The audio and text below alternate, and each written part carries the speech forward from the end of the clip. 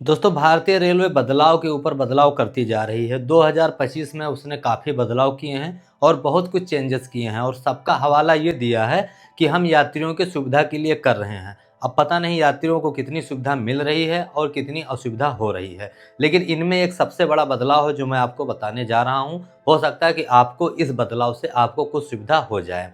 1 जून 2025 से भारतीय रेलवे ने एक नियम लागू किया था।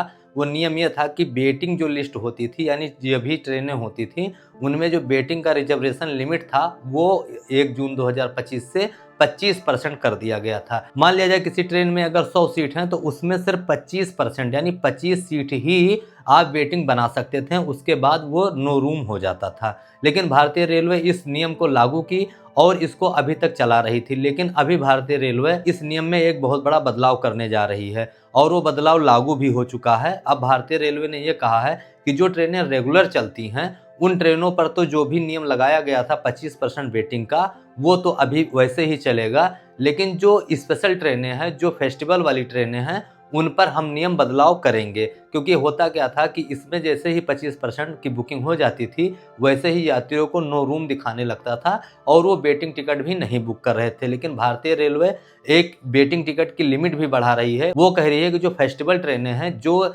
0 से शुरू होती हैं, जैसे कोई भी ट्रेनों को मान लीजिए जैसे 0:25:42 या 0:10:12 या 0:25:26, ऐसी जो ट्रेनें हैं जिनके आगे 0 लगा होगा और उसके बाद 4 डिजिट होंगे, तो वो ट्रेनों में वो स्पेशल ट्रेनें मानी जाती हैं, यानी फेस्टिवल ट्रेनें मानी जाती हैं। उन ट्रेनों में अब कहा है कि हम वेटिंग लिस्ट को बढ़ा देंगे, उसमें लिमिट इसने बढ़ा दी है, वेटिंग लिस्ट की लिमिट को आप वेटिंग बना सकते हैं।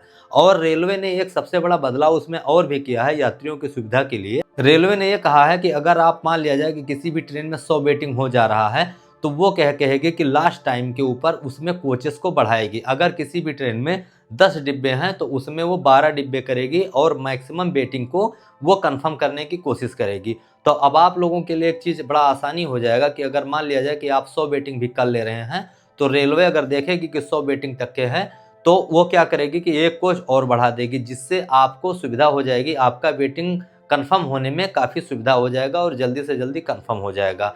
तो ये रेलवे करने जा रही है कि हम कोचेस को बढ़ाएंगे और वेटिंग की जो लिस्टें हैं उनको भी ज़्यादा से ज़्यादा कंफर्म करने की कोशिश करेंगे। ये हो जाएगी यात्रियों की सुविधा के लिए। लेकिन इसमें ध्यान देने वाली बात यह है कि ये सिर्फ और सिर्फ स्पेशल ट्रेनों में है, वो स्पेशल ट्रेन जो फेस्टिवल में चलाए गए हैं। क्योंकि नॉर्मल डे में तो चलो कोई बात नहीं, आदमी टिकट ले लेता है तो हो सकता है वेटिंग भी उसकी कंफर्म हो जाए।